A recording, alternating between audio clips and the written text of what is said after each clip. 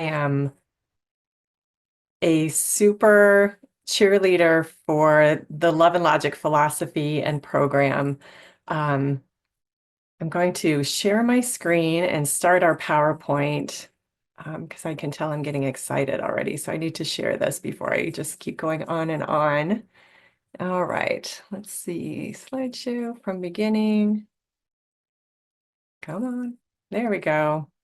All right, so our Love and Logic program today is a brief introduction to the Parenting the Love and Logic Way program.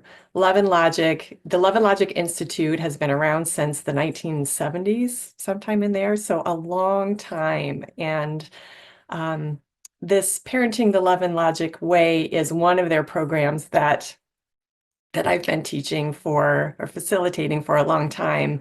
And it is a 6-week course, class, program that is 2 hours each week.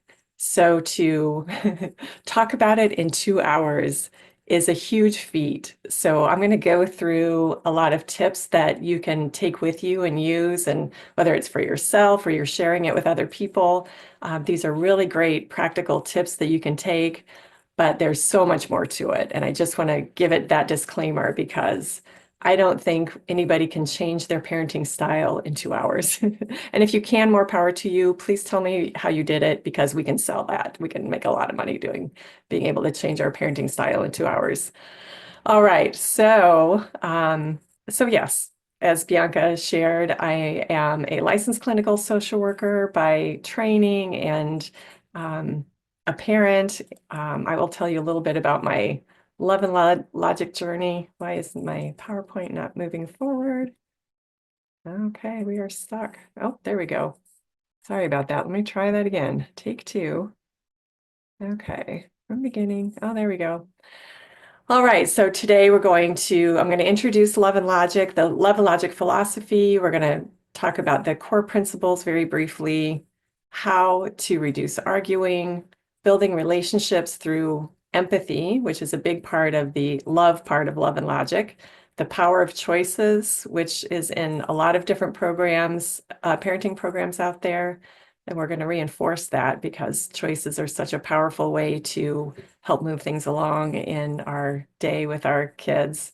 Natural consequences and accountability and problem solving with our kids. And we'll have time for questions. And feel free to add your questions in the chat area. Bianca's going to monitor that for me.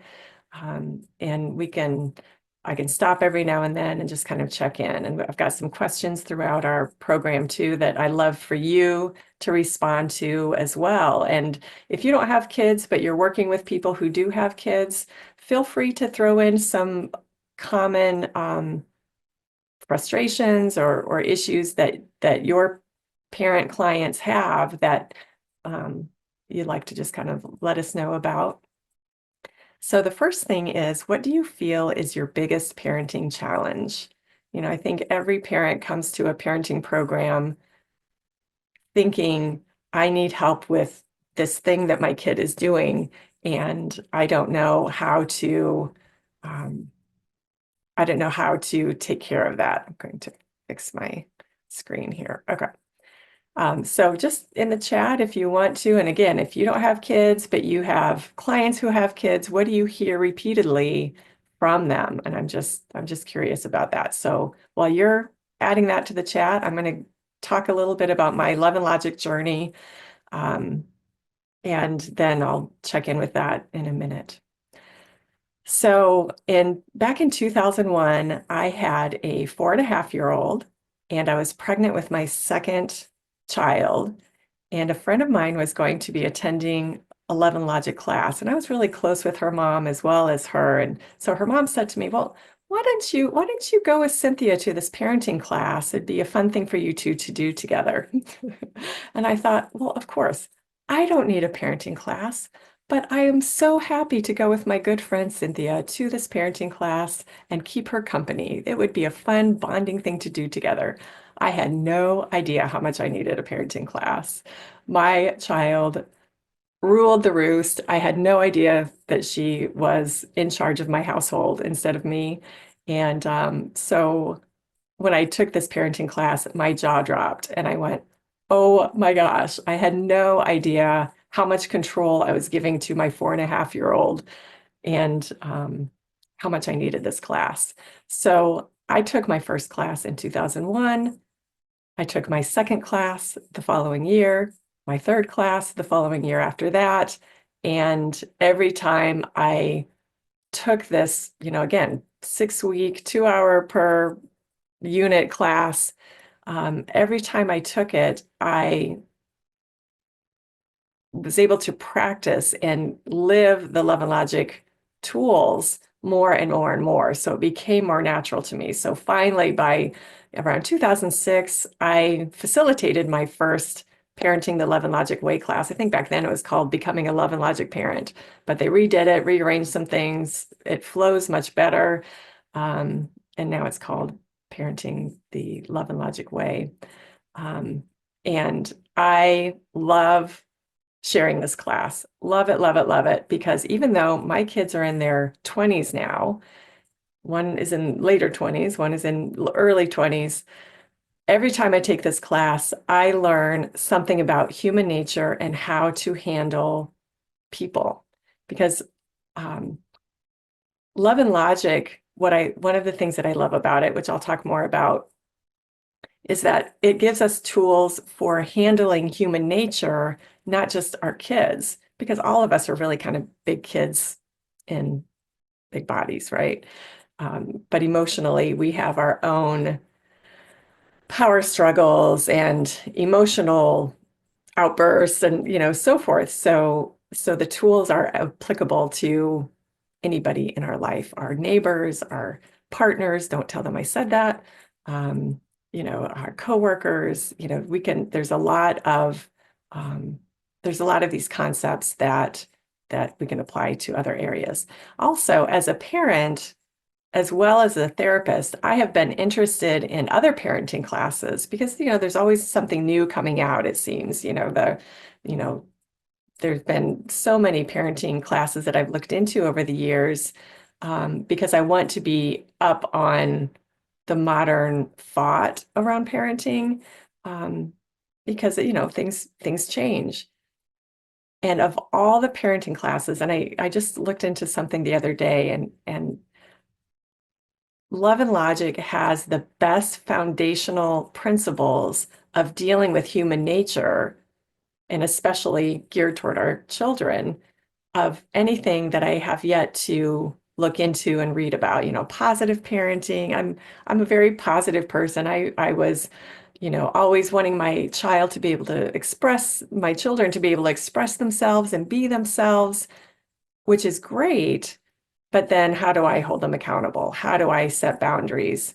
And Love and Logic is such a beautiful combination of both the love and support and the structure that our children need to grow up and be healthy and to really develop their own individuality, versus letting them have too much control or not enough control.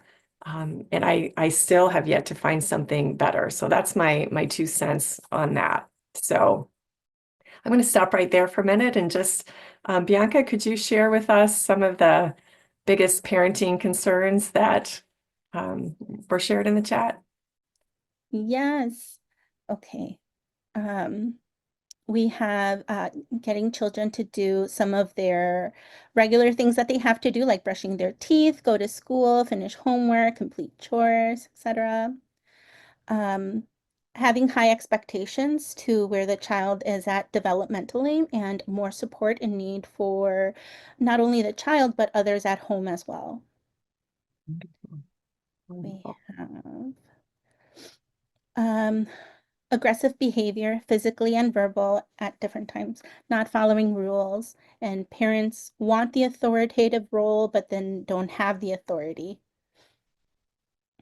Mhm. Emotional discipline with friendships and attachment, Mhm.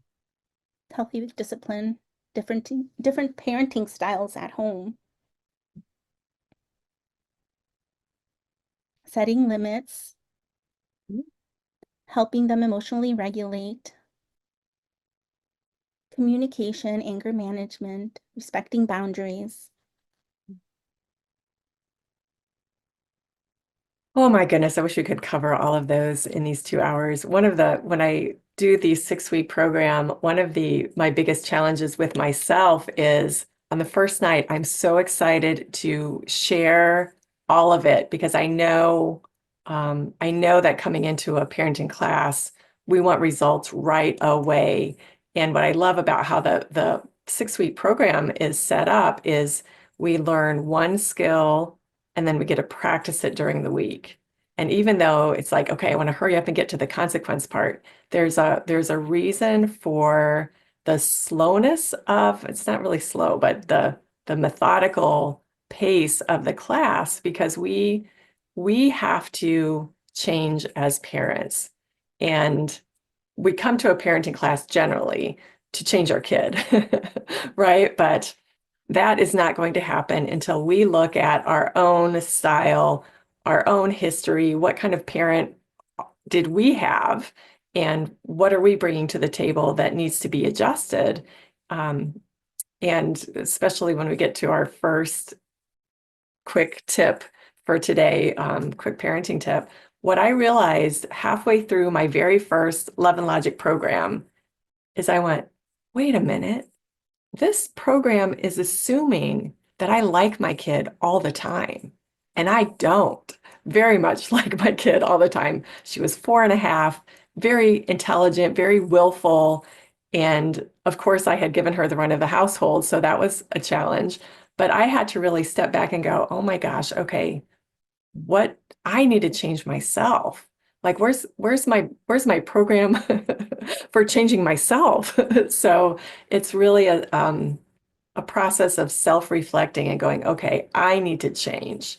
This is about changing me, not pointing to my kid and thinking that they need to change. Well, of course, maybe they do, but I'm in charge of that for, the first 18, probably a little bit more than that, years of their life. I'm in charge of supporting them in staying with boundaries. But how do I do that? And that's what Love and Logic is all about. Love and Logic doesn't tell us what kind of values to have. It doesn't tell us what rules we have to have in the household.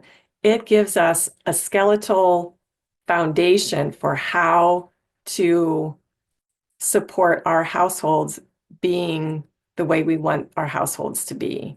And every Love and Logic parenting household looks differently, but the way we go about supporting that flow, that rhythm is with these Love and Logic principles. So also, what I love about Love and Logic is it helped me not argue with my kids anymore. And before I took Love and Logic, oh gosh, this is so hard to admit, I spanked my child. So not out of anger, but we had um, my husband at the time and we had an agreement that if we were going to spank our child, it had to be for a reason. And so it was consistent. It was for the same thing. And she was a physical hitter, spitter, kicker. So every time she would hit, we would spank her, which doesn't make any sense at all. But because then we're modeling the behavior we just are punishing her for doing. And so when I took my first Love and Logic class, oh, this is a fun story. When I took my first Love and Logic class, halfway through, um, um, her dad was out of town. I was with her by myself, and she did her typical, predictable, temper tantrum thing, and she kicked me. And so I put in my Love and Logic techniques that I was learning. It was the first time I'd ever done this. So usually if she would do something physical, she would get a spanking. And I just stopped my arguing and I said, "Oh, this is so sad. It looks like it's time for a timeout." So she went over, her eyes got really big because it was not what I usually do. It was not what she was expecting. She was expecting the spanking and then the mom guilt, and then we'd go out for ice cream because I felt so bad about spanking her, right? That was our cycle of holding her accountable. It did not hold her accountable. She knew she was getting ice cream at the end, so it wasn't working. So anyway, so I didn't spank her. I just told her, oh, this is so sad that you chose to kick me. Please go sit in your timeout chair and I have to think about what I'm going to do. And her eyes got really big and her timeout chair was in the same room and she backed into 4.5. She backed into her chair going, oh my gosh, I could see the wheels turning in her brilliant mind, and like, oh my gosh, who kidnapped my mother and who is this person sitting in front of me? So she sat in her chair and then she was really, once she got kind of over the shock of me doing something different, she started yelling at me and she spit on me. And oh my goodness, that is really sad. Please go to your room. I need to think about what I'm going to do. And so she crawled up the stairs backward because, again, she does not know who this woman is standing in front of her, who is so calm and so not afraid of her and so not feeling guilty about anything. And she went up in a room, and we had this big, huge outing planned for that day. And I was sitting thinking, okay, what would Love and Logic tell me to do here? And Love and Logic would tell me, we can't go out in public. And so I formulated my consequence for her and her consequence, not my consequence, her consequence. And yeah, I wanted to go to the big thing with her. It was a little art festival for kids and whatever. I was looking forward to taking her to that, but it's more important for her to behave and not be physical than it is for us to go to that outing. So after a while, I let her kind of worry in her room for a little bit. And then I went upstairs and I said, this is really sad. I can't take out in public a child who's going to kick me and spit at me. I'm not able to do that. And she started crying and she's like, I knew you were going to say that. And, big, big, big tears, big emotion. I'm like, I know, it's so sad. I was really looking forward to it too. And she, she had her upset for a little while, and I just shared my Love and Logic empathy. I know this is so sad. I just can't take kids who are going to do that out in public, but we'll try again another day. And she cried for a while, and then we played for a little bit. And later, when she had her quiet time, we called it, um, where she was just playing on her own for a little bit. I went into the other, I went into somewhere, I don't know, the other room, and I sat down, and there was this huge freedom and relief that I felt because I just held my kid accountable. I didn't spank her. She got the message, and I am not walking around for the next 2 or 3 days feeling guilty. I love this stuff. I was completely sold. I was completely sold. And that is why I'm here today talking to you about Love and Logic, because of that freedom in my heart to be able to enjoy my child and not let her walk all over me. Right. So no more arguing with kids, holding them accountable for what we expect them to do and how we expect them to behave, which is exactly what happened in that example. And I was able to maintain the connection, maintain the integrity of the relationship with my daughter, whom I adored. I loved her, so expressive and so much fun. But, with that came a lot of willful behavior. Good for her. That's great. It's serving her well today. But she and I had to learn how to set appropriate boundaries and hold myself to those boundaries that I'm setting, which then holds her, holds the child responsible. And also, we're going to talk a little bit today about a technique of how to support children in handling and solving their own problems with parents as consultants. And Love and Logic is very big and probably was one of the first parenting program to talk about parent as the consultant rather than the drill sergeant or the helicopter. So we're going to talk about that a little bit more too. So I have a video of me and my son. He and I made this at the beginning of the pandemic several years ago, but he agreed. He gave me permission to share it with you. So I'm going to do this. I want to make sure. Let me know if you can't hear it.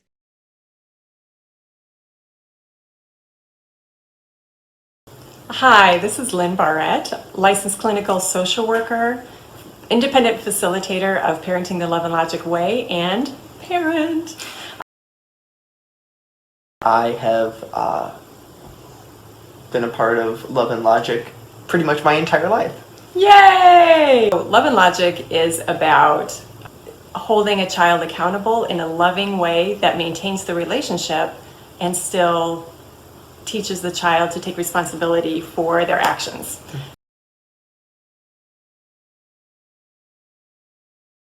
So Jason is going to talk to you about what it's like to have grown up with Love and Logic teaching. At the time, I did not like it because it kind of takes all the energy out of arguing when your parent won't argue with you.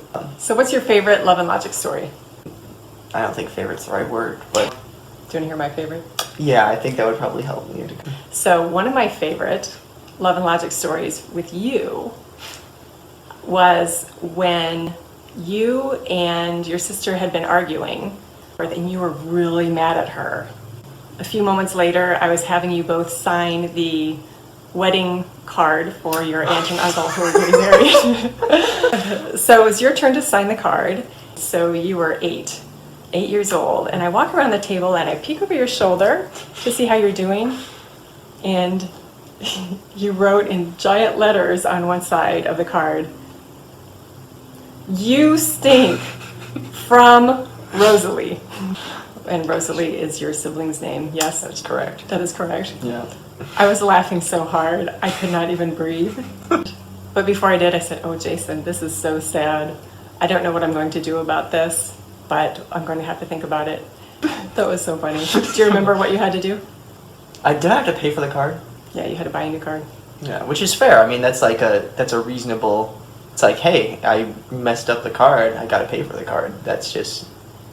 I sent it to them anyway. Well, or as you should. I mean, that's comedy gold right there.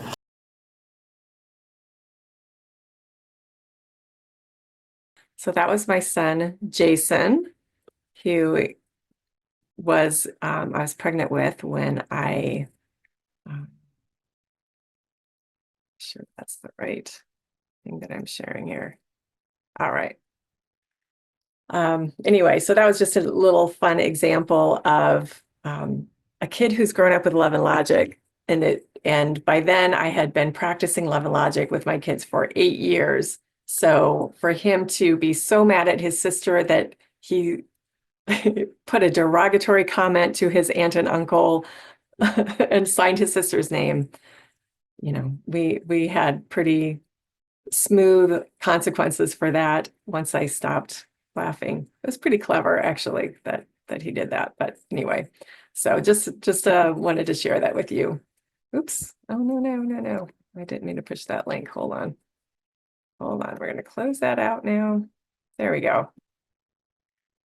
All right, so 2 of the rules, as you might have quickly seen in the video, of Love and Logic is that adults set limits without anger, lectures, threats, or repeated warnings. Wouldn't that be wonderful? Isn't that wonderful? And then the second one is that when children cause a problem, adults hand the problem back to the child in loving ways. So the love allows the children to grow through their mistakes, and the logic allows them to learn about the consequences of their choices and their actions. And one of the ways we say that in Love and Logic is that children learn using Love and Logic, children learn that my next action, not me, but their next action is going to affect them. And we want the children thinking not, okay, I'm going to do this and my mom's going to react and it's going to have this certain outcome and I can weasel my way around my parents' reaction and get what I want. I mean, that's really what my my kids were doing before I learned love and logic, that, well, if mom spanks me, she feels guilty, we get ice cream, everything's fine. Like I can go back and do what I was doing before. But with love and logic, what happens is that, oh, if I kick mom, if I spit at her, then I might that might happen to me that I don't like. And that's exactly what we want our kids to be thinking, because isn't that what happens in real life? We take action, it has a reaction, it has a consequence in the world, and we're responsible for whatever consequence our actions bring. So what we're doing with Love and Logic is we are putting our kids in a training program for life. And it's a loving program. It's one that allows for mistakes, and because mistakes are how we learn. And so Love and Logic is a philosophy combining love, keeping that connection with our children, and logic is the natural consequence part of it. And there are natural consequences. We don't just like go off and let our kids learn natural consequences. There's ways that we set up in Love and Logic, and we hold that space for those consequences to be highlighted a little bit with our children. And empathy is one of those ways. We'll talk about that a little bit more soon. Empathy is one of those ways that we allow those consequences to do the teaching. So the child is focused on the consequences, not the parent reaction. Love and Logic teaches responsibility, resilience, and self-confidence. And there's one thing that I love about the Love and Logic program too, is there's so much humor in it, because I really feel like we have to have a sense of humor in our parenting, because it's so crazy making on a regular basis. So, one of our fun Love and Logic sayings is that we learn how to raise responsible kids without losing our sanity. And that is true. That is very true. And it's possible, but we as parents have to be willing to change. And I think that's probably one of the biggest hurdles as I've been facilitating Love and Logic, is that parents don't want to adjust. So just to keep that in mind, it's not about the Love and Logic that's not working. It's about the parents who aren't working. If I'm not willing to not argue with my kid, Love and Logic isn't going to work. If I'm not willing to hold them accountable, even if it is sad for me, to a certain extent, then Love and Logic isn't going to work. So it's really about training ourselves as parents, retraining ourselves as parents. So some of the core principles of Love and Logic: reducing arguing. And instead of arguing and trying to get our child to see their mistake, which we love doing as parents, let me tell you and enforce and lecture until you understand that your mistake was wrong. Instead of doing that, we back off and we use our Love and Logic tools to let the consequences do the teaching of the child, because then they're thinking inside of themselves. It's not able to point at, oh, look at mom's reaction. Look at dad's reaction. Dad's face is turning red. He's so mad at me. Wow, that's fascinating. But it's about dad's face turning red. It's not about what happened. What choice did I make? And now I have to be accountable for that. And that's where we want children to be focused, is on their own behavior, not on ours. So empathy before consequences. Our empathy practice in Love and Logic helps us offer and point out the consequences to the child's behavior, being on the child's team rather than being in opposition, which we often feel when our child makes a mistake. It's like, oh, good heavens, here I do all these things for you, and I make it so easy for you to make good choices, and here you go. But our children are still learning, and it's their job to push boundaries, and they're going to do that until they're living with their own partners who have to be responsible for, or have to deal with their behavior at that point. But in the meantime, we want them to be looking at their behavior. We offer choices because it empowers kids, and choices also help share control. It is human nature to want to feel in control. And so what choices allows a child to do is to feel like they have some appropriate, age-appropriate control in their lives, in the family. And then problem ownership, instead of us solving our kids' problems all the time, we teach them how to solve their own problem with guidance, So our quick tip for you today is stop arguing. Just stop it. It's not worth it. Easier said than done, but before we can change our kids, we must change ourselves. And the first principle we learn in the Love and Logic program is do not argue with your child. And it's the only tool in the first 2 hours of this program because it's that important. Nothing else for the next 5 weeks of the program will work until we stop arguing. And so this is the most practical, most important part of becoming a Love and Logic parent so what do we do instead? It doesn't mean that we don't feel angry. Of course, we're going to feel angry at times and sometimes more than others, but we are not going to let our emotion allow us to be pulled into a power struggle with our child. And we do that by not arguing, taking the gas out of that response. So Love and Logic teaches us use a one-liner instead.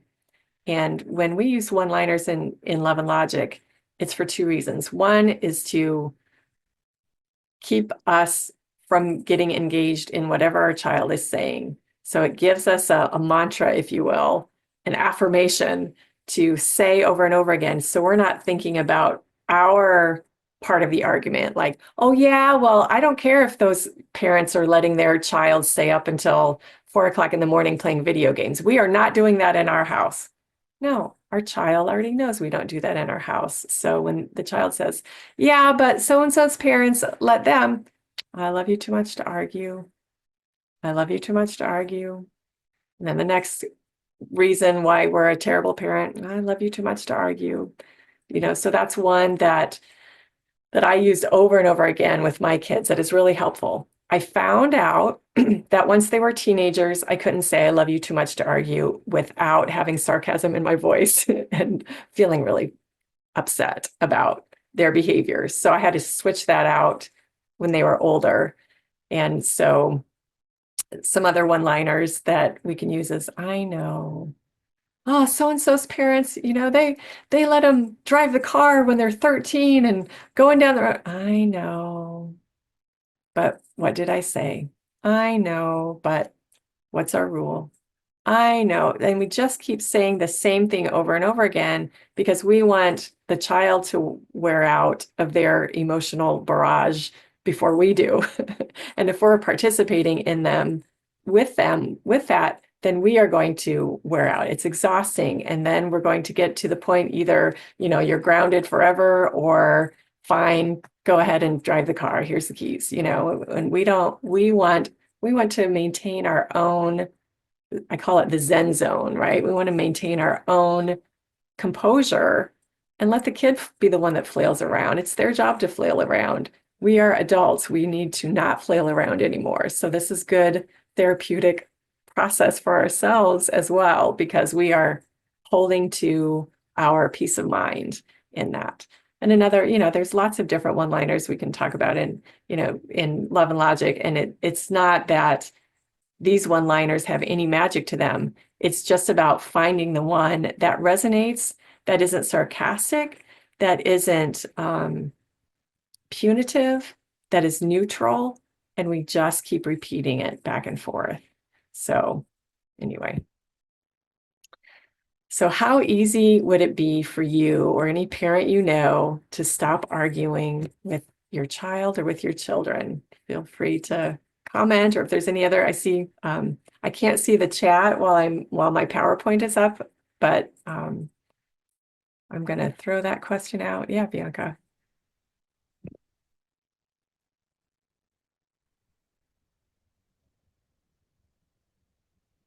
Things are still coming in. I'm going to go ahead. I'm throwing that question out so people can respond. I'm going to go ahead and do a couple of other slides here.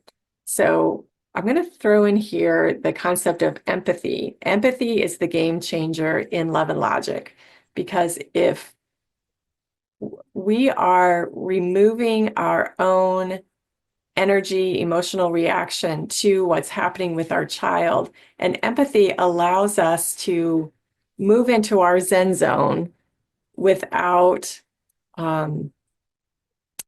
without our anger coming across to our kids. We can go deal with our anger on our own. We can call our therapist. We can talk to our partner. We can go journal. We can still deal with the anger, because Love and Logic doesn't mean that we are never going to feel our anger. My goodness. We are going to feel our frustration, anger, sadness, disappointment with our kids over and over and over again, because that's just part of life. That's just part of being with another human being, whether it's our child, our partner, our parent, or whatever, so it's not that we're not going to have our feelings about it, but empathy allows us to address our child with that calmness that helps the child focus on their behavior instead of our emotional reaction. And I'm going to keep saying that because, repetition is wonderful. So, we want to avoid lectures and avoid sarcasm in this, and our empathy practice allows us to kind of be in that coaching space with our child instead of our consultant, I want to say, role, instead of the frustrated, sarcastic lecturing parent that we can be sometimes, right? So some empathy response examples are, oh, that sounds tough. Oh, I'm sorry you're going through this. You sound frustrated about that. Sounds like you have some big feelings about that. I get it.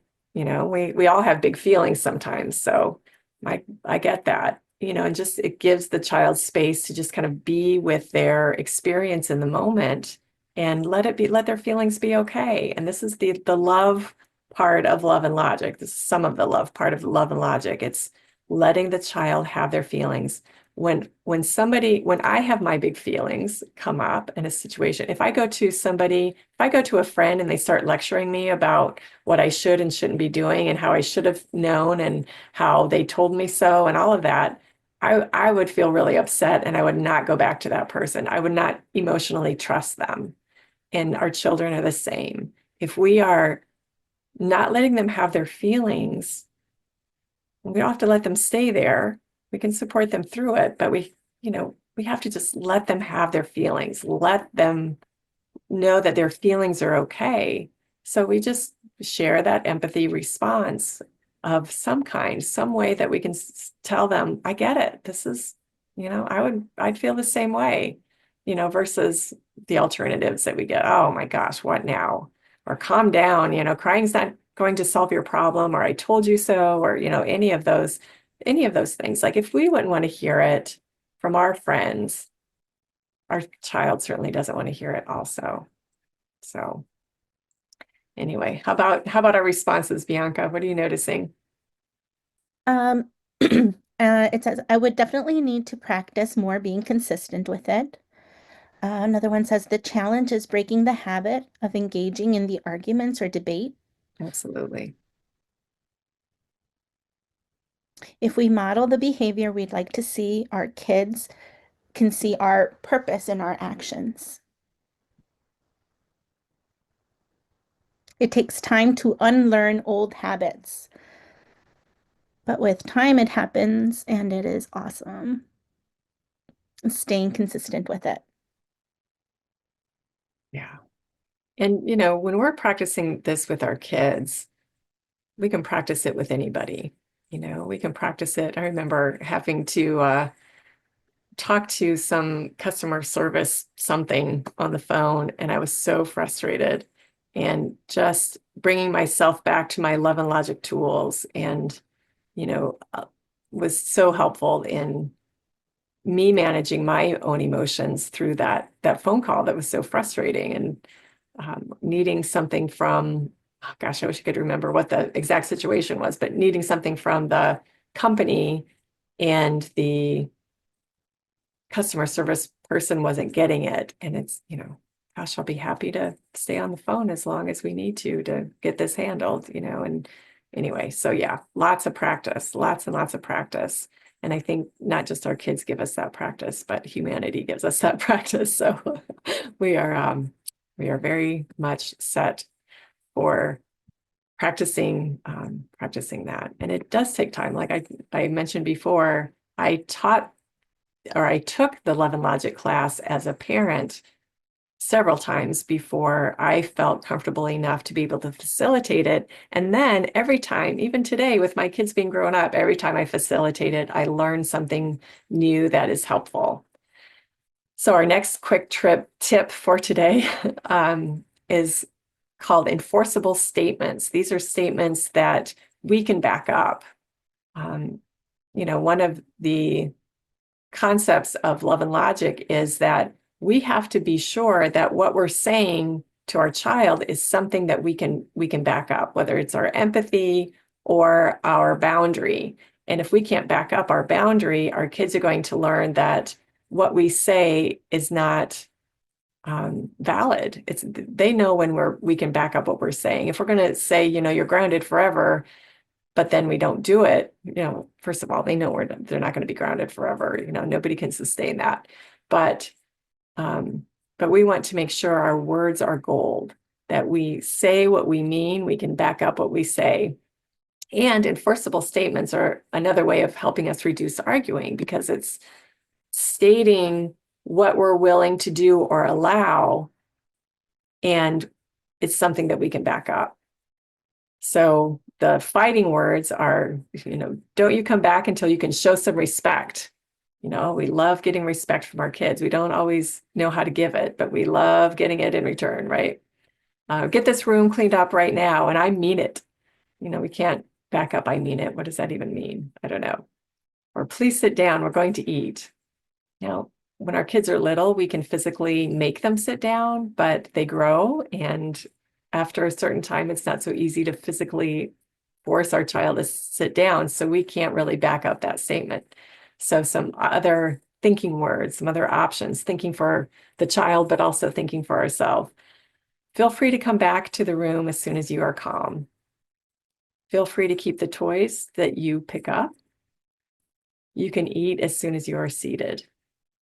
So we can't make a child sit down, but we can control whether or not they get food until they're seated, and so a lot of our practice in Love and Logic is being in tune with what is in our control.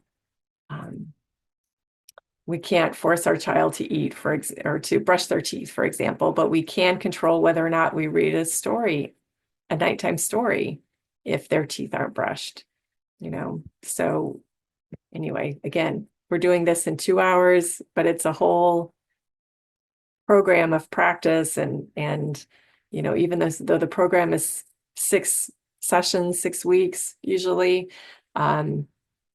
there's months worth of, like somebody mentioned in the comments, months worth of training that goes along with that. All right, so our next quick tip, back to enforceable statements. Let me go back to that for a second. In the handouts for today, there's a whole Love and Logic worksheet on more examples of enforceable statements. And I invite you to look at that, because it helps to read a whole bunch of them, helps to kind of get a feel for what is an enforceable statement and how to set up any situation under the sun as an enforceable statement. Feel free to go outside as soon as your room's cleaned up. It's not saying no, not that we don't say no in Love and Logic. I know there are parenting programs over the years that have said, don't ever say no to your child. Okay, excuse me. As an adult, can you avoid somebody saying no to you? Generally not. That is not how the real world works. We get no all the time. No, you can't speed. No, you can't, punch somebody in the face. No, you can't just walk away from work and not finish. And not do your work. No, no, no. There's lots of no's. There's lots of boundaries in the real world. So what we want to do is just, Hola, ¿me escuchan? I'm sorry? Oh, I'm so we sorry. want I was to, trying to see if I could get the Spanish translator. There seems to be a problem with the interpretation. oh, okay, okay. Is there anything I can do or anything you need? No, I'm sorry for interrupting. No, no, that's all right. That's all right. All right, so so we are setting up the children to, to know how to respond, to respect boundaries, not because it's a power struggle, like, oh, you can't take away my freedom. I can do whatever I want to do. You can't tell me what to do. But it's, our boundaries have purpose. Our boundaries have support for the greater things that we want to be doing. And if we can't get the basics down, if we can't respect authority, not in a way of like rolling over and being controlled, but respect that there are rules for a reason, and rules and boundaries make it easier to express more, express the next level of who we are. If we're struggling with rules all the time, that's wasting so much time from being able to express creativity and to express, um, to experience life in a greater way. And we want our children um, to feel that safety with boundaries and the logic of boundaries and the love of boundaries, because it's all serving their purpose of helping, giving them space within themselves to become who they are rather than having power struggles internally all the time. So I want to be mindful of our time too. Okay, we got a little more time. So choices is probably something that's in most parenting programs out there. So Love and Logic is no different, because choices are just a wonderful way to share control and to give the child some appropriate control. So just some examples of choices. Would you like to pick up your toys now or in 10 minutes? Would you like to use your time limit of electronics before dinner or after dinner? Would you like to do your chore, your contribution to the household, or would you like to pay me to do it? Would you like to go out the door with your coat, or with your coat on, or in your arms? Would you like to go to bed now or in 10 minutes? So I want to kind of look at these. These seem like simple choices, but I want to point out what isn't a choice in each of these options. So would you like to pick up your toys now or in 10 minutes? The choice is now or 10 minutes, not whether or not the child is going to pick up toys. So you see there, the choices that we offer in Love and Logic are appropriate for the situation and are geared to get the job done, but it's still sharing control that can belong to the child. They're not entitled to that, but it gives them practice, and we'll talk about this a little bit more in another slide. It gives them practice of choosing and participating in what's happening in their life in a way that is workable. So they feel empowered, but they're not given inappropriate control of the situation. Would you like to use your time limit of electronics before or after dinner?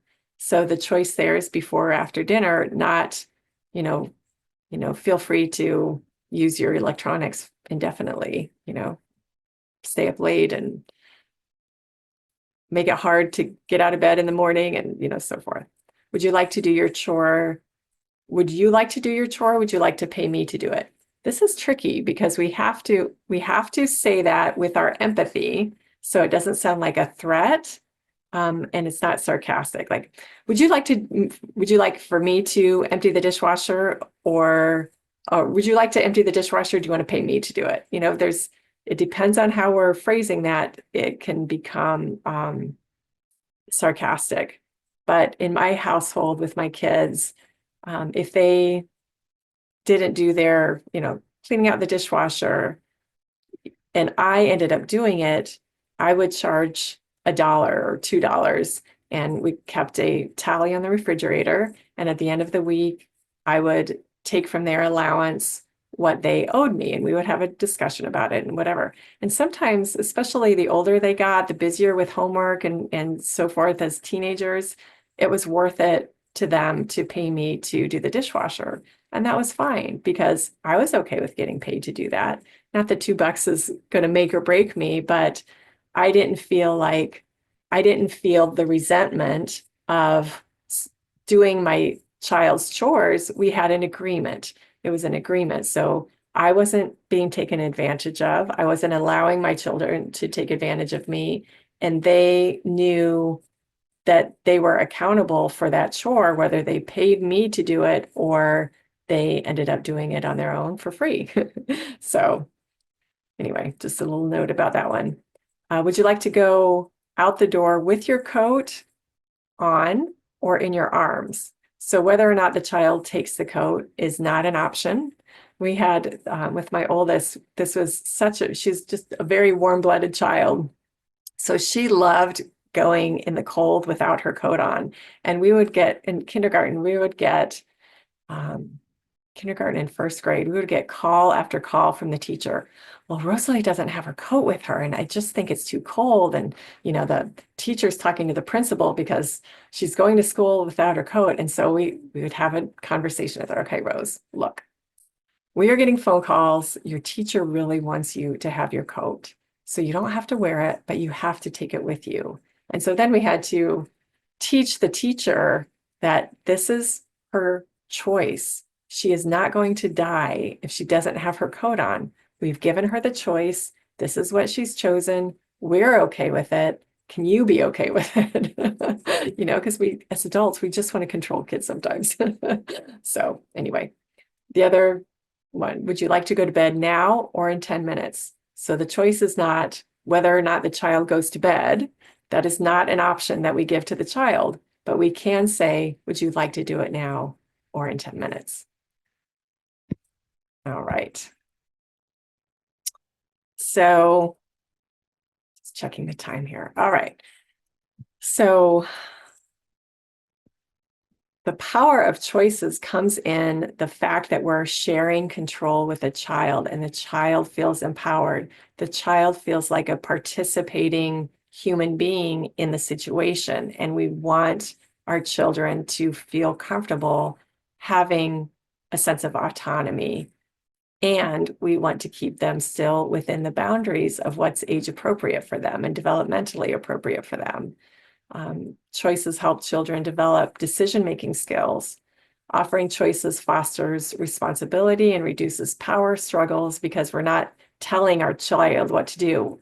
My gosh, have you ever, as an adult, have you ever had somebody tell you what to do and you just kind of felt ruffled? Like, don't tell me what to do.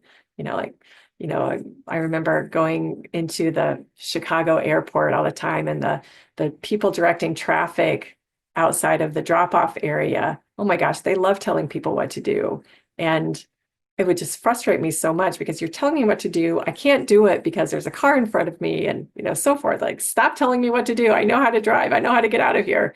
Well, our children feel the same way. If we're just pointing and bossing and telling them what to do all the time, they resist, and it develops resistance. And then if, maybe they don't resist the first few times, but after a while, it's like, okay, stop telling me what to do. And they're just going to rebel. Either they're going to rebel outwardly, outright, or they're just going to be passive aggressive about it and just, okay, mom, and then not do it, right? So when we're with choices, we're enrolling them in the decision-making process. We're teaching them that they have input and they have options for their life and what's happening in the moment in their life, and it reduces those power struggles.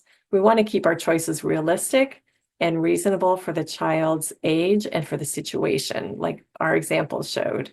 And we want to make sure that whatever choice we offer to our child will make us ecstatically happy. I have many examples of times when I was first learning Love and Logic with my oldest, where I was trying to control her choice. And so I would offer these outrageous choices that seemed like, oh, she's never going to pick that. And she always did. She always picked the most outrageous choice I offered. And when I was first learning, it was usually the choice I did not want her to choose because I was making it so outrageous. I wanted her to go to the other one, but she was curious enough and she's like, oh, I wonder what would happen if I chose that one. Like who would it? Like, oh, that sounds like an experiment. That sounds like an adventure. Okay, mom, let's do that one that sounds completely outrageous. So I had to learn. It's like, okay, no, I have to be happy with whatever choice is made so that she can still have the power, but I'm not left going, oh crap, what did I just do? So anyway. All right, so as we move into our break time, I want you to think about and then feel free to share in the chat, what parenting situation could you see that using choices would help move things along? And then we will pick up from there. Bianca, would you like to introduce our break time? I don't know how you usually do it, so. Yeah, we'll do 5 minutes, so we'll see everyone back again here at 10:05. Okay, awesome. Thank you. Thanks.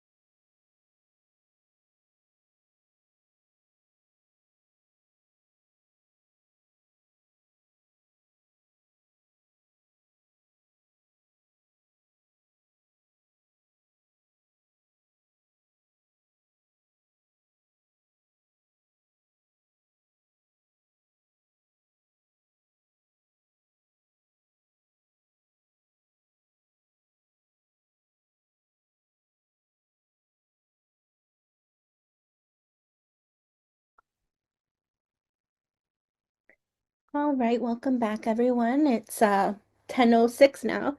I just wanted to remind you that Courtney put in the chat the links to the upcoming training and also the link to the CEUs. So, and as always, if you have suggestions for future trainings, feel free, or a presenter that you may know that you want to see again, feel free to let me know. Thank you. All right, welcome back, everybody. I was looking at what's been left in the chat about choices, and I love that choosing outfits in the morning can move things along so beautifully. Pretty much every parenting situation, somebody's commenting that does not involve a safety concern or an emergency allows for choices. And Love and Logic is very much about if it's an emergency or a life or death situation, throw all of your Love and Logic tools out the window and handle the situation, right? So, if it's a safety issue, we just, put on Mama Bear, Papa Bear, and get to it. So, yeah, dinner time, allowing the child the chance to understand. No tablets at the table. Oh, good heavens. Yes, please. Please, please, please. I think I had the opportunity to raise my kids just as all of this electronic stuff was evolving.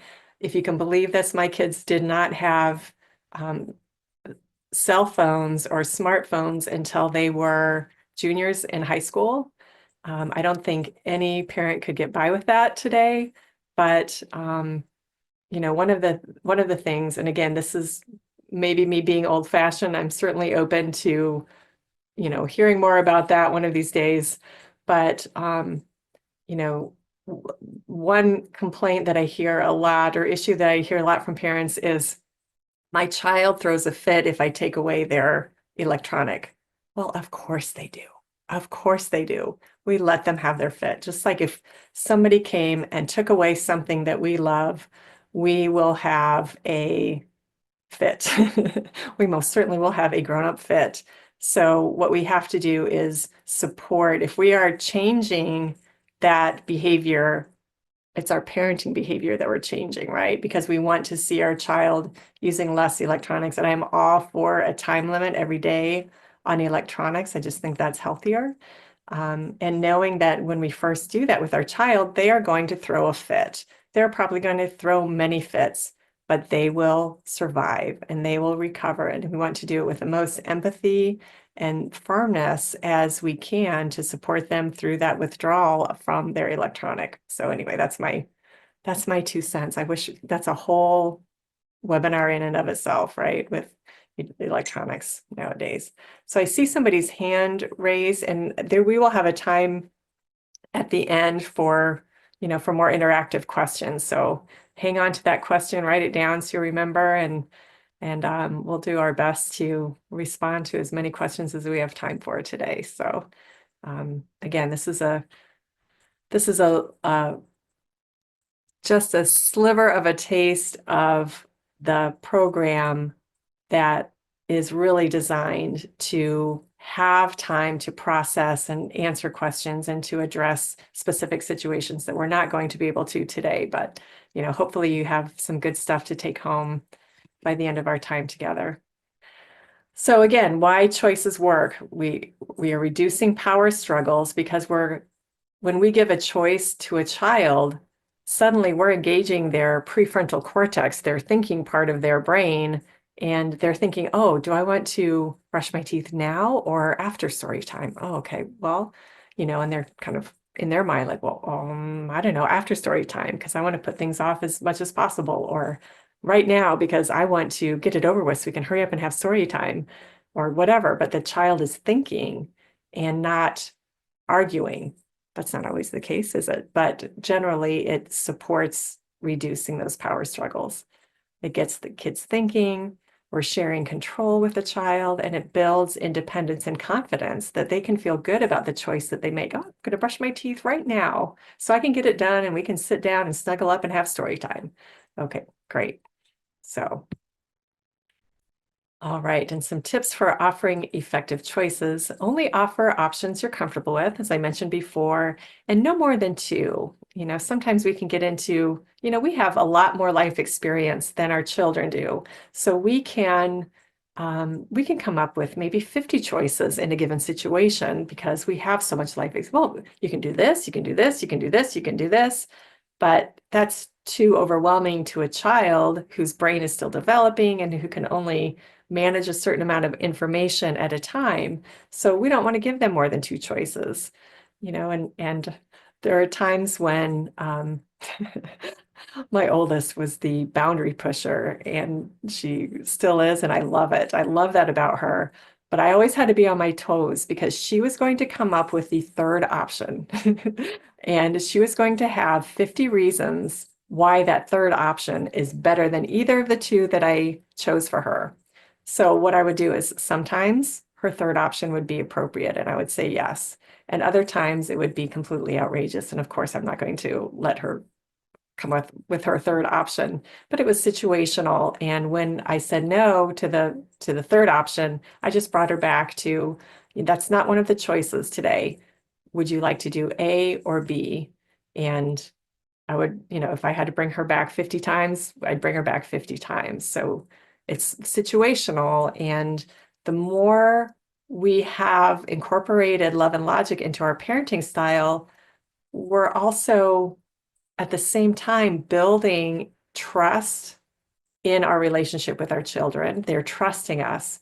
We're not having outrageous consequences that don't fit the situation. We're not threatening, we're not arguing, we're not getting into that power struggle and then backing down because we wear out before they do. So there's that building of the relationship and the trust. So we have a little bit more wiggle room with our kids. And we have more negotiation space, but not at first. Whenever there was a problematic behavior with either one of my kids, we would say, okay, it's time. We would say, me and my husband at the time would say, okay, it's time for some love and logic boot camp. And we would set up situations to really, for ourselves and for our child, to really practice putting into place that, and retraining ourselves and retraining our child to, adjust whatever behavior needed adjusting. So anyway, I kind of went off on a tangent there. And so the second one, if the child doesn't decide quickly, choose for them. So again, we are preparing our children for real life. So when we have a choice, for example, right now, the condo that I'm living in is being sold by my landlord, and he has given me until the end of the month to either offer to buy it or to let him know that I'm moving out. So that's a choice that I have. And if I wait around until February 1st to respond to him, he's given me until January 31st. So he does not owe me February 1st. He can, on January 31st, hasn't heard from me, which isn't going to happen, of course, but hasn't heard from me, he gets to make a decision about what's happening with the condo, and I do not get a vote anymore. That is the real world. So if we're giving the child two choices, one that would happen often with my younger one who is in the video, Jason, we would go to McDonald's and he would think about every French fry that could possibly be on his tray after he orders. So he was an overthinker. And we didn't have time. The line was long, everybody was hungry, whatever. So we would say, okay, would you like a cheese sandwich? Because he would not eat hamburgers. I still don't know if he eats hamburgers to this day. But so we would ask for cheese in a bun. Or would you like chicken tenders or chicken McNuggets? And he would think about it, and we would count to 10 in our minds. And then we would choose the option we think he would like the least. And either one, he liked both of those choices, but he liked the cheese sandwich better generally. So we would choose the chicken McNuggets because we wanted to enforce that if you don't choose, life will choose for you. And so if you want what you want, be confident about it and choose it. And it's, again, we're training the child to be thinking for themselves, to be thinking that their choices and their lack of choices affect them. And we want them to have as many experiences as possible in childhood to have those uncomfortable options in a loving way, so that they're learning like, okay, if I want something, I really have to figure it out and do it and decide it and claim it and take responsibility for what my actions are, for what my choices or lack of choices are. And then we let the kids experience the outcomes of their choices. Okay, you got chicken McNuggets. Maybe you were in the mood for a cheese sandwich, but too bad. Maybe next time, I'm so sorry you really wanted a cheese sandwich. We'll come back again and you can try next time,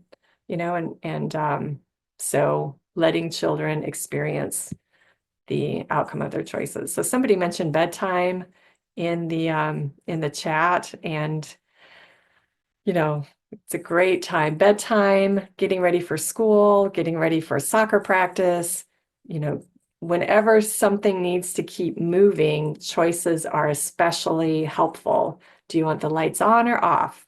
Do you want to sleep laying down or standing up? And even silly choices like that are okay, and again, that helps with the love and the connection if we can be silly with our kids. Do you want your head at the top or the foot of the bed? Giving kids all those choices, then they're busy thinking, they're not busy resisting.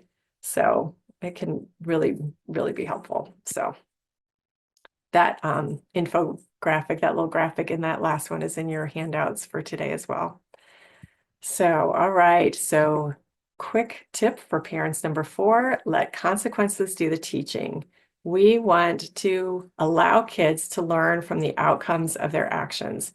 In Love and Logic, we say we want them to learn from their mistakes. And even in that humorous way that Love and Logic shares things with us, they say, we pray for our kids to make a mistake so that they can learn from problem solving, so they can learn from, oh, well, what happened with that mistake? What can I do differently next time? We want them learning. And kids make lots of mistakes growing up anyway, because they're growing up. They don't have the life experience we have, so they're going to make mistakes. So what we are doing in Love and Logic with our children is we are using those mistakes to frame them as learning opportunities, not mistakes. Maybe we grew up with mistakes being, something terrible. We were going to get yelled at for it, or we're going to get, shamed for it. Oh, I told you so. Or, yeah, well, that's what happens when you do that. Too bad, so sad for you. Or,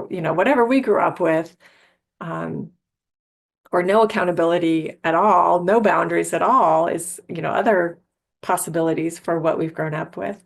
But we want to not punish, but support those mistakes as learning opportunities.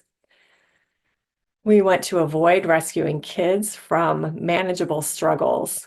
And one of the things I heard in a Love and Logic video one time is, we know we are stealing our child's learning opportunity if we are saying to ourselves, oh, I don't want my child to have to experience that. I don't want my child to get yelled at by their teacher. So if they forget their homework, I need to get in my car, stop what I'm doing, and drive and give them their homework. But we as Love and Logic parents, let those consequences do the teaching, even if it's hard to watch sometimes, because another thing we say in Love and Logic, mistakes and learning opportunities as children are less expensive than they are when we're adults.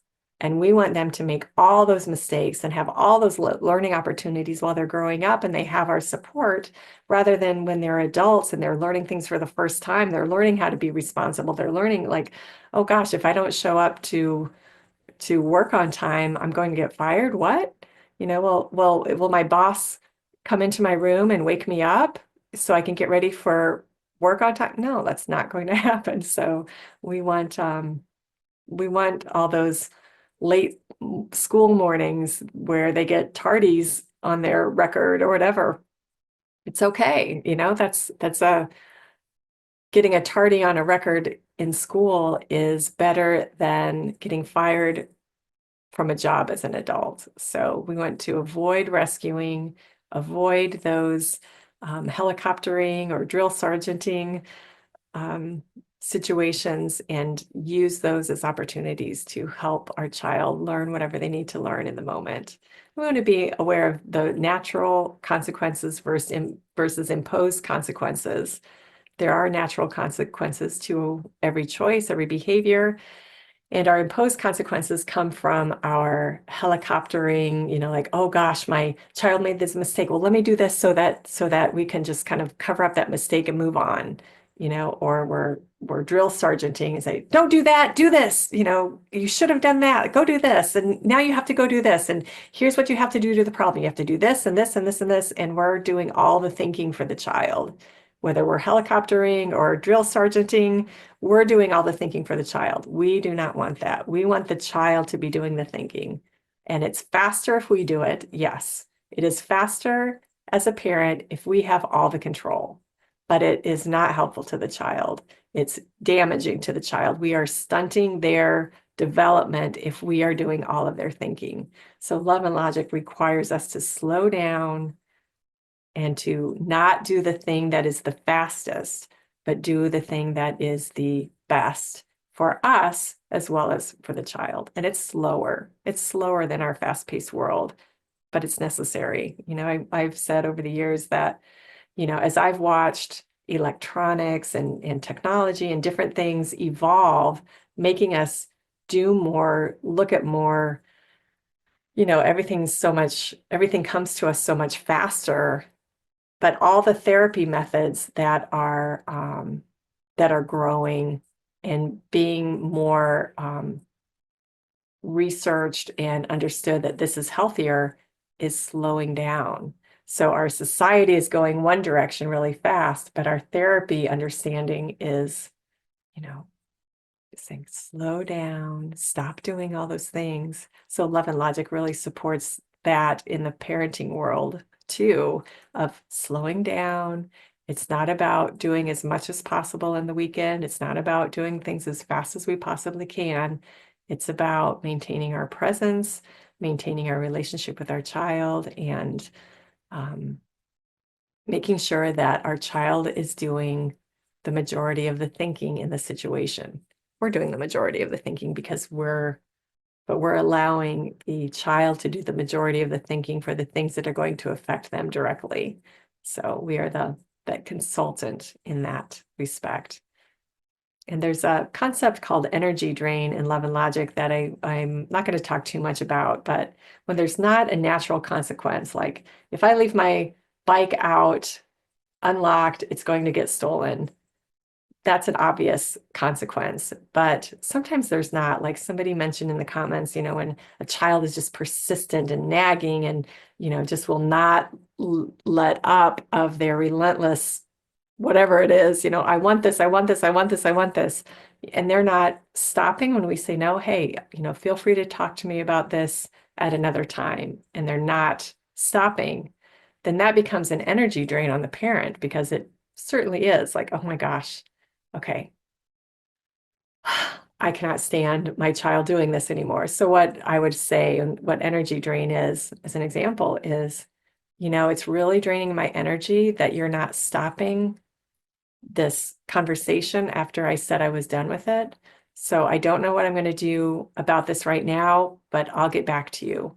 And with energy drain, what we need the child then to do is to do something that pays us back that energy. So maybe I would go to my child later and say, it really took a lot of energy out of me to have to feel like I had to argue with you about that thing that you wanted. And you weren't stopping when I asked you to stop. So what I need you to do now is to either,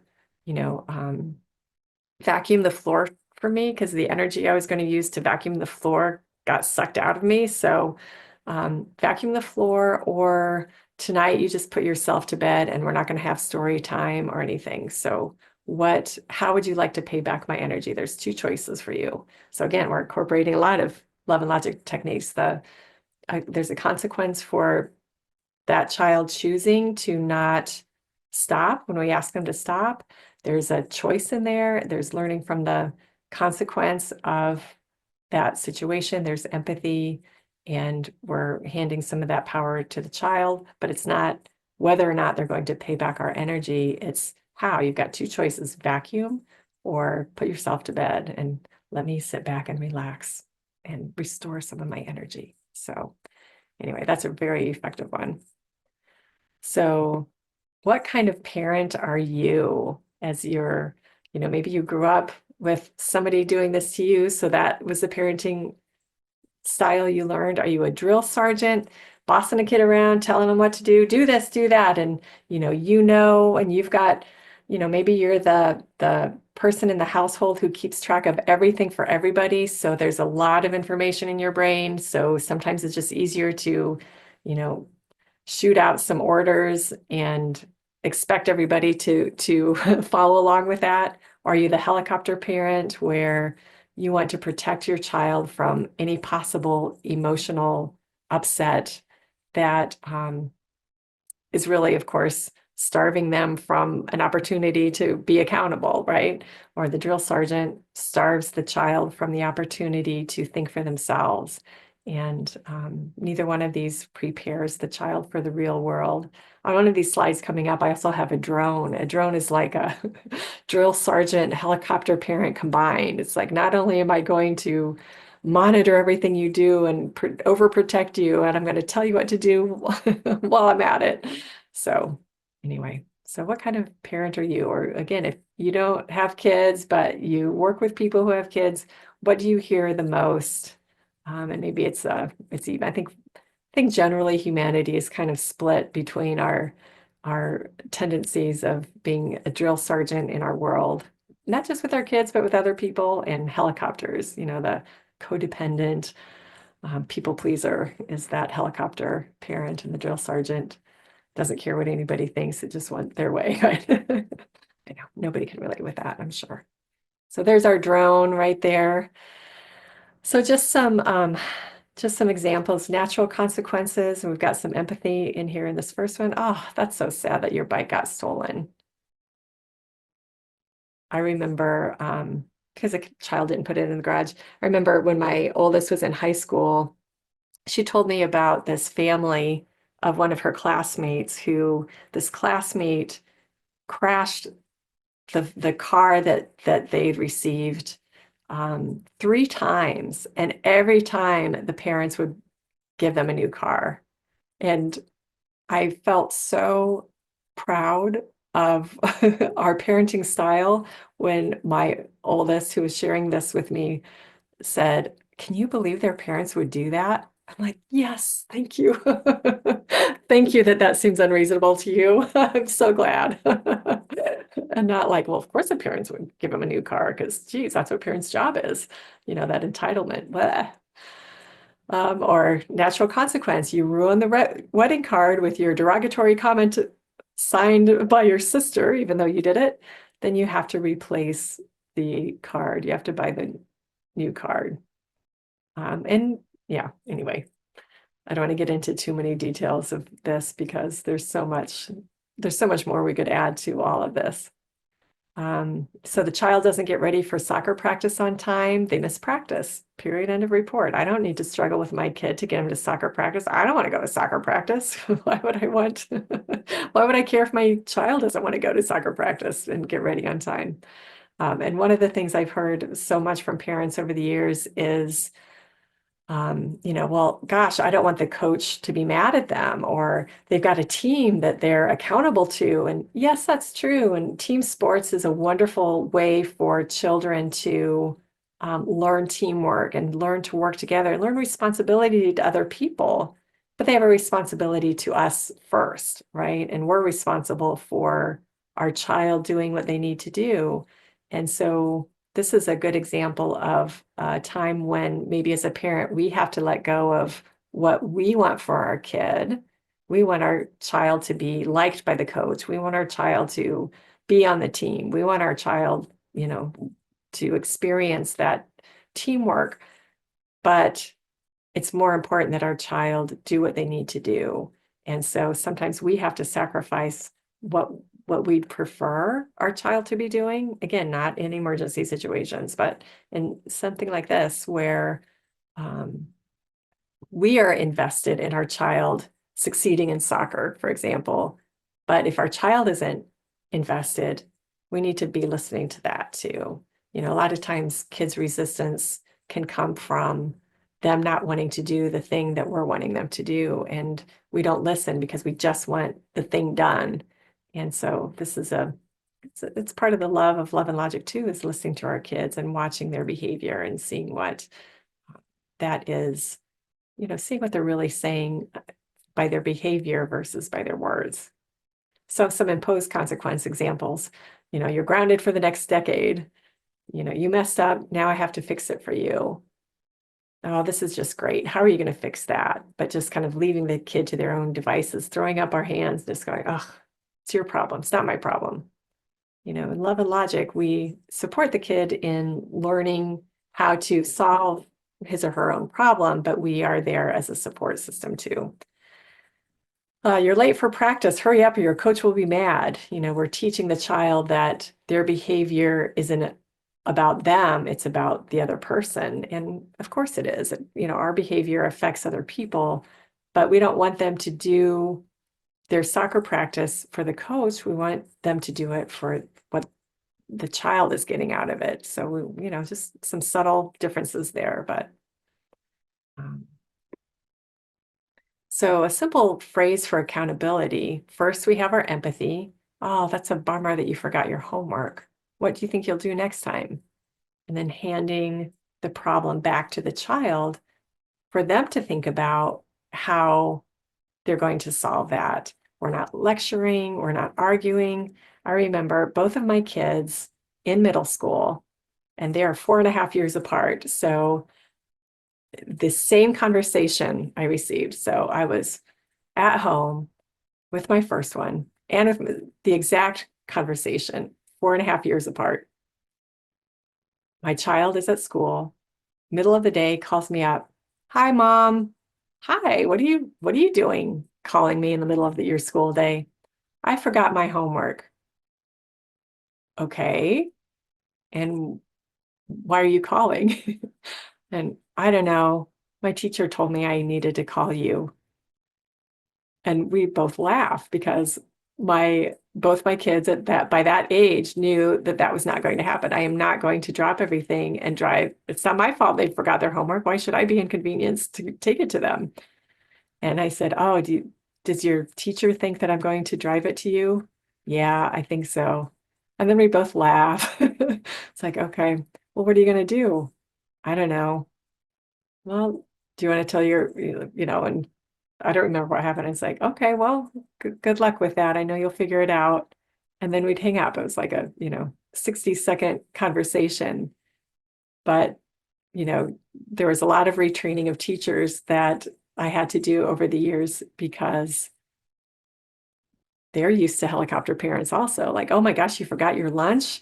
Let me drive it over to you. You can't forget your lunch. Of course they can forget their lunch. It's, a little hunger goes a long way in learning life lessons, right? A little bit of, having to go to the office and call your mom for your homework when you already know she's not going to bring it to you goes a long way for remembering homework the next time, and finding those ways to solve that problem if the child wants to solve it, So anyway, so handing the problem back to the child so that the child has some room to solve it. Again, we keep age appropriateness in mind, developmental stage, and the age of the child doesn't necessarily mean their developmental stage, because sometimes kids are all over the map while they're growing up. So we have to gear it toward what we know our child is capable of. So here's our problem solving with Love and Logic. And we have a whole class for this in the Love and Logic program. But here the steps are these as we guide our kids to solve their problems. The child presents a problem. We listen with empathy.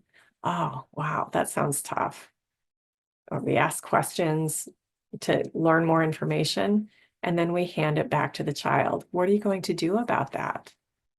Or what ideas do you have for solving that? we're asking with empathy, handing it back. We're not telling them what to do. We're not telling them our great, exciting wisdom. And then usually what they say, well, if they're a good, healthy kid, they'll say, I don't know what I'm going to do. I don't know.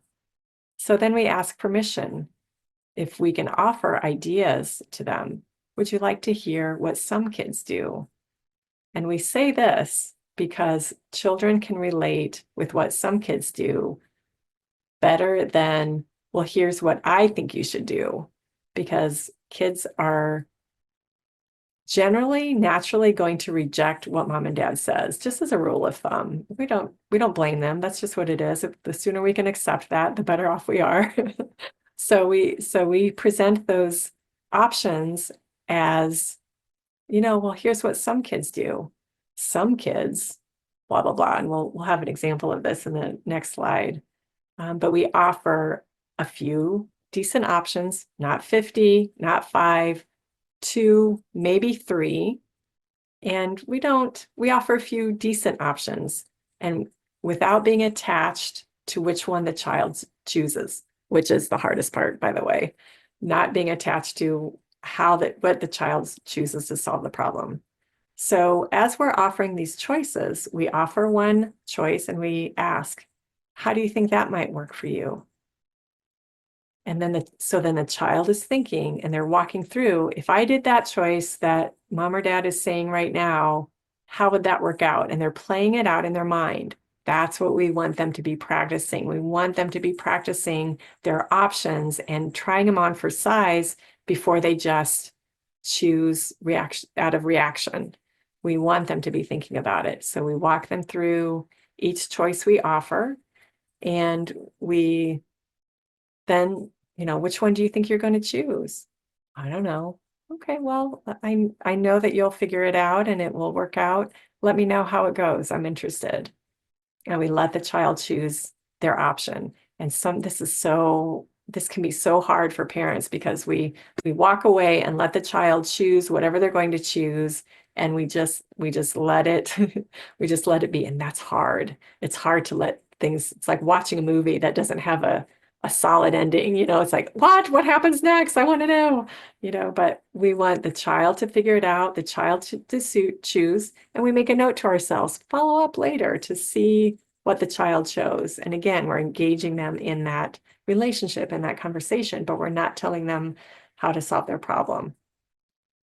And then here's a good example. And this infographic is in your handout also. I had to split it up so that it fit on my screen here. But so bullying is a big thing in schools or activities, different places. So when your child is the target and the child comes home and says, so-and-so is being mean to me. So we listen. Oh, wow. I imagine how bad this must feel for you, or that's really hard, or that doesn't feel good when somebody's saying mean things.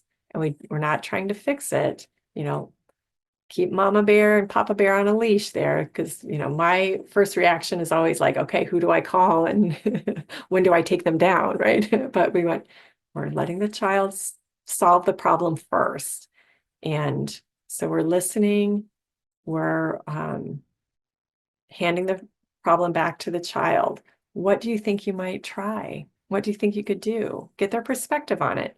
Maybe they've already tried something. Maybe they've not tried anything. Maybe they're just scared. Maybe they've punched the kid in the nose and that didn't work, whatever. I don't know. But what have you tried so far? And then get them thinking about solutions. First, we ask permission. Would you like to hear what some kids have tried? And then we offer the solutions or some solutions. And the ones offered here, there's a lot there. We just said maybe offer 2 or 3 solutions, but here's some just to have in our repertoire. Some kids decide to act calm and joke with the bully. Oh, you think my hair is a mess? Thanks for noticing. I planned it that way. Or, just turning it into a joke and walking away. It takes the wind out of the sail sometimes. Slowly move near an adult or a friend without saying anything, for the quieter child, right? Feel empathy for the bully instead of taking what they say personal. I think every parent has had the conversation with the kid, they're probably unhappy at home and they're just taking it out on you. I'm not real big on that one because the behavior still needs to be handled. It's great to have empathy, but that's not necessarily a solution. It's just a perspective, right? Confront the bully by saying, stop it, that's bullying. Stand up to the bully. That can work a lot, or report it to a teacher or other adult. And I always try to encourage my child to go to the adult first before my mama bear was unleashed by whomever needed to be unleashed on, because I wanted my child to feel empowered. I wanted them to know that I will back them up, but they have to do their part first. And that worked 99% of the time. There were times when I did have to step in because it was too much. Too much was going on. Again, when it's a safety issue, we throw our parenting tools out the window and we get it handled for the safety of our child. That is always first. But when there's some time and space to let the child try to handle it first, that is the best thing we can do for our child, because they will be dealing with bullies of all ages for the rest of their lives, right? Just like we do. So we want them to have a little practice doing that. So we want to rescue or protect only when absolutely necessary. And we're teaching our kids that they're not victims of bullying. Bullying is a situational thing that they can handle. So some of these tips for helping kids solve their own problems. We want to use open-ended questions when we're learning about the problem that they're dealing with. And we want to encourage personal responsibility and action on their part while offering support. What's your plan to handle that? How do you think this might turn out? I look forward to hearing how it goes. So it's an open conversation and ongoing until the problem is solved. And one of the perspectives that Love and Logic shares is that by the time a child is 9 months old, he or she is already smarter than the family dog. So as we are working with all these tools, even a child who's 9 months old has an awareness of choices, has an awareness of right and wrong behavior, has an awareness, again, at that 9-month developmental stage, but there's still a behavioral understanding, an energetic understanding of what's okay and what's not okay. So we are magnifying that inner wisdom that children naturally have and supporting that their continued learning to grow that wisdom. So I am curious, as we begin to open this up for questions, what's been the most helpful for today? Because I know there's a lot of information, and there's so much more to share about Love and Logic. You can go to the Love and Logic Institute. It's loveandlogic.com, and there's lots of tools and resources. They have a YouTube channel. You can sign up for their emails that come in with tips all the time. It's a wonderful organization. Fabulous, fabulous, fabulous. I cannot say enough about it. And anyway, I'm so happy to be able to share with you. So I know somebody's got their hand raised, so we're almost there. So today we covered reducing arguing to help sustain a healthy relationship and to stop the power struggles. Empathy builds trust and connection, and choices empower independence and thinking. And natural consequences teach responsibility, problem solving fosters resilience. So lots of good stuff that we covered today, and we only got a glimpse of Love and Logic. So anyway, so glad to be here with you. So now we will open it up to questions. I don't know. All right, so Kat, what's your question? Hey, this was wonderful, by the way. I think that what you guys are doing is amazing, and I'm very excited for the next session. I just want to say that this is so awesome.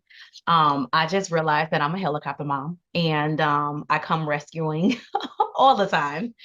My question to you is, when I'm working on social emotional, I have a 6-year-old at home, and she's very intellectual. She, as far as book smart, even though she's in kindergarten, she reads at a second grade level, does math and everything at a second grade and third grade level. And but we still struggle a little bit with the social emotional part, how to properly assist her through her big emotions. And my question to you is, when you're already at your emotional max and she is just going through it, what will be the case? I know that you already said give her options, and even when options are provided, like what do you do when you're already at your level and you've taken that time out to yourself and you're just like, I don't know what to do or how to address this? What would be your advice towards that? That's a great question. And that happens so frequently in parenting, right? Um, so one of the tenets of love and logic, if you will, is that we don't have to respond to our child right away. We can delay the consequences. We can delay the solution, session with them. I know that my oldest over and over and over again heard from me, you know what? I've never had a 12-year-old before. Let me think about that and do some research. I was telling her I was researching things online. Let me do some research and I'll get back to you. And then I'd have time to breathe and think about it. And then I would, maybe I would research, or maybe I would come up, usually when I would say some kids have tried this or some kids have tried that. It's things that I have learned personally. But if I tell them, well, you know what I did when I was your age, kids aren't going to listen to that. They want to relate with their peers, not with their parent. So, I would come back later with some solutions and not feel like I had to answer her right away and just let her know I have to think about it sometimes too, or, I'm really tired. I just don't have the energy to think that through, but it's a really good question. Let's come back to that, Okay. And part two of that question Yeah. was when she points to source of, oh, well, I'm not good enough, or, not positive type of solution. And even though you're like, oh, no, you are good enough, you're good, trying to combat that with positive affirmations. Yeah. Like how would you retrain that to instead of them going inward blame, just to comfort them in that way? Yes. Love and Logic calls that manipulative tool number DEFCON 5, right? So when a child starts, because they know it's going to grab us, right? Or, that's another cop out, right? To say, oh, I'm not good enough. I'm not okay. My second one would do that. My first one pushed the boundaries. My second one was the internal one. And he would say, I'm the worst kid ever. I am the worst son ever. And, at first I just want to say, no, you're not. Oh my gosh. Yeah. How can you say that? I love you so much. You're so intelligent. You're so blah, blah, blah. But that's another power play, right? That's another power struggle. So what Love and Logic says is just say, wow, I don't see you that way. I hope you get over that really soon. That's not true about you. And just Okay. let them, don't rescue them from that. I know as a therapist too, when I work with somebody who's depressed, which is that internal emotions turned inward, there is nothing I can say to talk that person out of it. Nothing. So I just let them be in it until they're tired of being in it. That's not my only strategy, obviously, but it's the same dynamic when our kids go there, like, oh, I'm just so stupid. It's like, Right. Oh wow, my goodness. I hope you get over that one. Thank you so much. Absolutely. Absolutely. And Jamario, welcome. Thank you, and phenomenal facilitation. I loved everything that you provided today. I am a outreach mentor and intervention specialist, and I'm actually a trauma-informed care facilitator as well. So Wonderful. the importance of where the children are coming from and what they are experiencing also playing into the factors of what you are enforcing in the household. So my question was how to keep the effective teachings implicated or in effect when co-parenting or parenting with the partner isn't being supported or reinforced by the other. Yeah. Great question. Um, so the approach that I've heard this in Love and Logic too, but the approach that I take too is that kids are smart enough to understand that the rules are different in one household versus the other. Just like they are, like they have different rules at school than we do at home. It's a different location. And so we can't control what the other parent is doing, right? We wish we could, probably in lots of different ways we wish we could, but we can't. So what we teach the child is that may be what you do at your mom's house, but that's not what we do here. Or that's what you do at grandma's house, but that's not what we do here, you know? So just letting, you know, it's all we can do is manage what's in front of us, and we don't have to, as much as we want to, we don't have to, and we can't. I can't control the teacher telling my kid to call your mom and tell her you forgot your homework. It's like, okay, that's wasting everybody's time, but yeah, Thank you. I appreciate it. you got it. You got it. Lynn, there was one more question in the chat about Yeah. how do you handle rescuing with siblings? So like if three are doing what they're supposed to do and one is kind of dragging their feet. I love that. And my kids were so opposite of each other. I told a Love and Logic class one time, I said, my kids came into this world to help you because they were so different. I got to use all the tools. I got the kid who pushed the boundaries every step of the way, and I got the people-pleasing kid that I had to kind of pull out and, you know, get out of the, you know, DEFCON 5 manipulation tool that he would use. So they were at odds with each other on a regular basis, obviously by the, you know, my 8-year-old son being so mad at his 12-and-a-half-year-old sister that he would write on his aunt and uncle's wedding card, "You stink from Rosalie." I mean, this is what I was dealing with, right?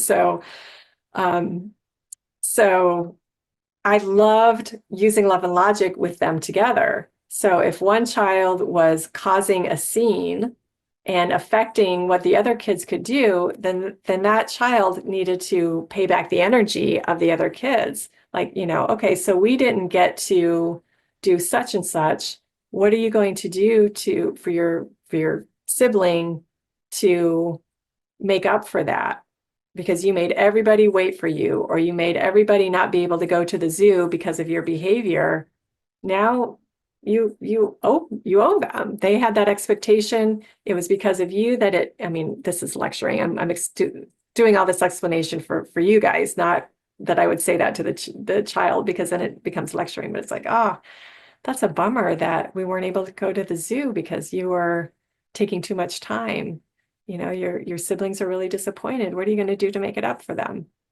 And then have some choices available to offer that to them. You know, going back to the dishwasher, emptying the dishwasher or vacuuming or whatever, that if one child wouldn't do it and the other child said, "I'll do it," you know, they learned after a while, right? Like, okay, well, mom can get the $2 for doing the vacuuming, or I can get the $2 for doing I'll do it. You know, Jason's not going to do it, I'll do it. And then Jason would need to pay his sister for doing his chore. It's wonderful. I also, if they were bickering a lot and fighting a lot together, and I was just ready to pull my hair out, I'd be like, "Oh, you guys, you know, what I have read recently online," that was always my go-to. I read recently online that kids who fight a lot aren't spending enough time together. So I think it's really time for you two to, you know, go out and rake the leaves together, or to, you know, spend whatever I could do to set it up so that they had to work together and be together. It always went beautifully, you know, because now it's like, oh, we're stuck being together. Okay, so we gotta, they didn't get a, they didn't, they weren't at each other all the time, but when they did, they were. And, you know, that would be when they just needed to spend more time together and I needed to get out of the way because they were driving me crazy. But then they got to develop that relationship and have more respect there too. Yeah, Maddie. I am all for that. I am all for that. I came home one day, I had my Love and Logic presentation materials out because I was going over them to get ready for a class. And my oldest came down. This is so funny. She came down. She's like, she must have been in middle school, and she came down, she had this attitude, and she said, I read all of your parenting book. I know what you're doing. And I'm like, oh, good. Okay, great. Then make it easier for me. I don't have to explain it every step of the way. Like she had come up with some secret that she's got me now and she can manipulate her way around it. And, no, it's fine. It's great. So yeah, I think that's a great idea to let the child know, anytime we're changing a behavior or a strategy, we do let the child know one time first, just so they're informed. And then we've set the foundation then for our one-liners for, not buying into their stuff like we used to, like, yeah, I'm changing. It's good. Awesome. Absolutely. You got it. You got it. And Bianca, I don't know how we're doing on time, so I will turn it back over to you. Yes, I think it's time to end our session. Special thanks to Lynn for your valuable training. I think we'll be connecting and guiding our kids to solve their own problems, right? And thank you all who joined us at this event, and hope to see you next month.